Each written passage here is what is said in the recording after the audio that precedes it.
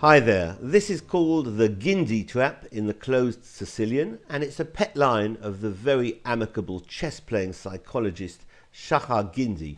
He once totally decimated me with this very trap in a rapid tournament in Herzliya. But my shame was relieved to some degree when I discovered that he has used this very trap to destroy GM Ram Sofer as well as GM Bykovsky. It's in the Sicilian. E4 and c5, white goes for a clothesline with knight c3 and knight c6.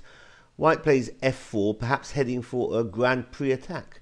After g6 and knight f3, and black fianchettos the king's bishop, a common defensive line here.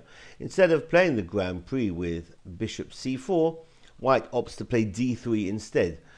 E6 is a defensive idea whereby the king's knight is usually going to head for e7 and the queen's knight might jump into d4. So after bishop e3, hitting the c5 pawn, black can defend with d6, but d4 is straight to the point. White can try and loosen up and soften that knight on d4 by playing e5 now, cutting off the king's bishop's diagonal. D6 was played by myself and by Sofer and Bykovsky. Perhaps more correct would have been knight e7 here, giving up a pawn, but after knight takes d4, c takes d4, bishop takes d4, d6 now is interesting because it threatens to open up the diagonal and capture the bishop on d4. But that's a hard move to see in rapid play. Instead, d6 was played by the three of us. And after the knight now jumps into the vacated hole on e4, threatening to take on d6. Again, the best move perhaps for black here might have been knight to f5, defending d6 while hitting e3. But more natural is the capture. Knight takes on f3, and after queen takes f3, white now is firmly in the driving seat. Black continues with d takes e5, and after f takes on e5 and bishop takes on e5, now bishop takes on c5. In this position, Grandmaster Bykovsky was cut to size very quickly after he played f5, because that allowed d4,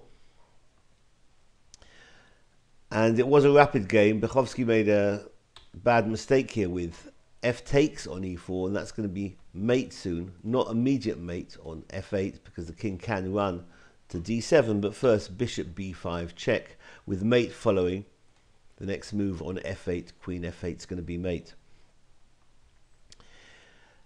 Going back, instead of f5, knight f6 was played by Ram Sofer and by myself.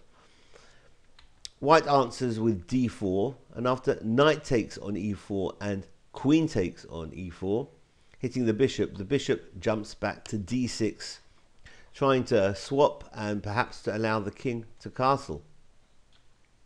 Bishop b5 check, and this is where Sofer and myself went our separate ways. I played an inferior move here, king f8, which allowed queen e5, hitting the rook. Bishop takes queen, can't happen because it's pinned, and I lost quickly after. Now king e7 now castles, and bishop takes on c5, queen takes on c5, queen d6, that was interposing the check, and now rook takes on f7 is going to win the queen, and black here is busted.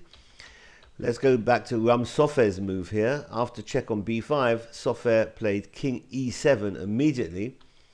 Queen h4 check is met by f6. And after castles now, threatening queen takes on f6. g5 is met by queen h6, again hitting the pawn on f6. And after rook f8, Guindy played... He went on to win the game after queen takes h7, which is incorrect. More to the point would have been a direct win with rook takes on f6, another sacrifice, because after rook takes f6, queen g7 check, forcing rook to interpose on f7. Now the queen picks up the pawn on g5 after rook f6. The last of white's pieces enters into the attack, rook f1, hitting that unfortunate pinned rook on f6. And after king f7, releasing the queen to defend and extricating the king from the pinned bishop on d6, then white wins after rook takes on f6, queen takes f6, and one way to finish it off is bishop e8 check, trying to make use or take advantage of this overworked king. The king can't take the bishop because of queen takes queen, and when the king returns to e7, then bishop takes on d6 check is going to pick up the queen. So this has been the extraordinary Guindy trap in the closed Sicilian. Hope you found this useful, and thanks for watching. Bye bye.